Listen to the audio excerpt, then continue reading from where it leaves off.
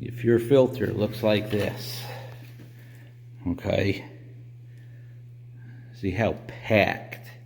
It's not that it's dirty, it's just packed, okay?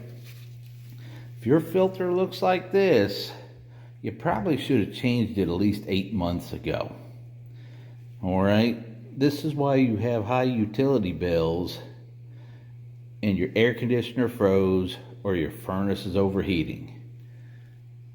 That don't mean it's clean. That's just what was hanging outside the furnace, or that's what hangs outside the air handler. But all this, nah, that should have been changed, minimum 6 months ago, 8 months ago, last year we should say. This is why your furnace overheated, and this is why your air conditioner froze and nothing was working. I hope you enjoy.